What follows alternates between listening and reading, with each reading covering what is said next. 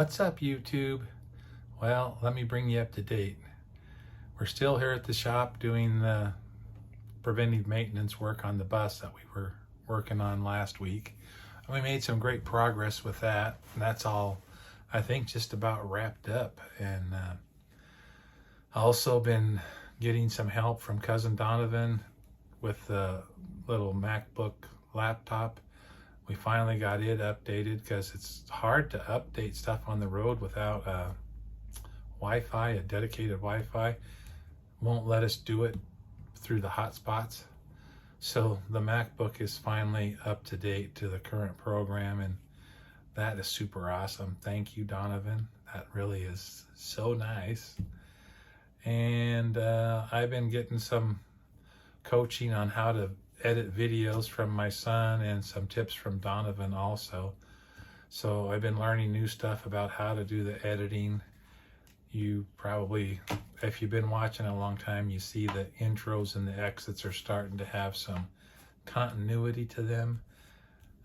So that's something I'm interested in, and Shelley was getting a little bit tired of having to edit all the time. So now we're doing it together. So I basically will rough in a video, and then Shelley will come and help me refine the final parts of it. And I still have a lot to learn about it. I mean, she's amazing. But so that's where we're at. You can watch, continue watching if you want to see some of the maintenance that we did on the bus. If you like what you're seeing, you might think about giving us a like and a subscribe, because we would appreciate it.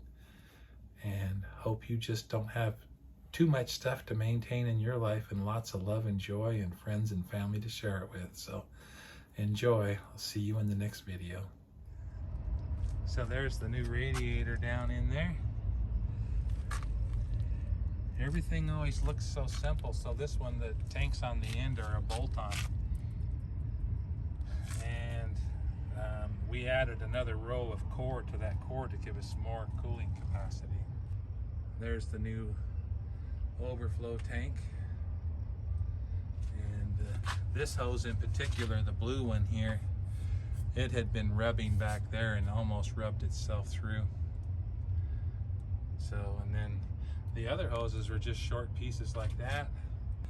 These corners, which have an internal spring that you put back inside of them.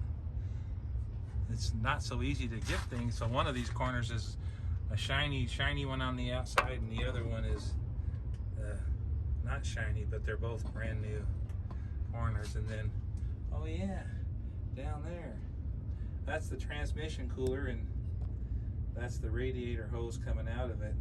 Same on the other end. So, oh, and then here's the power steering. Power steering fluid is in there, and there's 2 filters in there, and that's the sight glass for it, the little dipstick up here. Anyhow, I replaced both of those filters and put in clean oil for that. So here's the batteries, and I'll just clean that off and check these connections. And one thing I do know that I have to be careful of is when you slide this in and out, make sure that these wires that are flexible don't fall in behind the battery and get pinched, because they had done that and I spotted it, and I came back and I put some new protective wrapper on that to protect it. But that's something to be aware of. So I used the blower and cleaned out the battery compartment. Got the main power switch flipped. Now the tip that I just got from Joe is that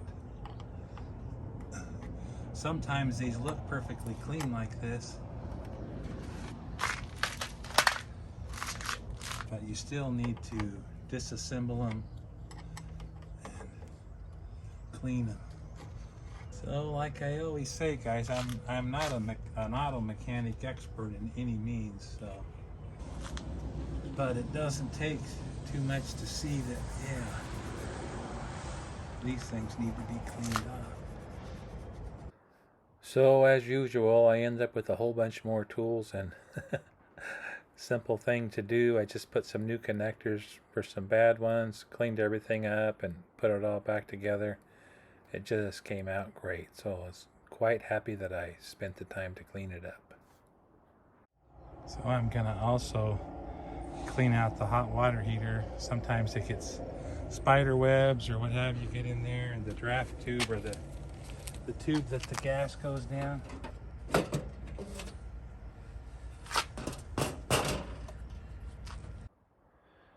I used my little battery-powered Makita blower to clean out that draft tube in the inside that burner area and get all the dust and dirt out of there.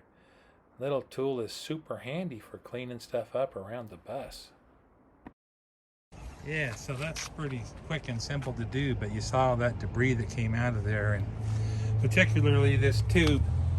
If that tube gets spider webs or something in it, then it can stop the gas from flowing like it should. So I'm happy that's an easy one. So another thing that we did was we took that skid plate off and Chris put it in the hydraulic press and straightened it out for me.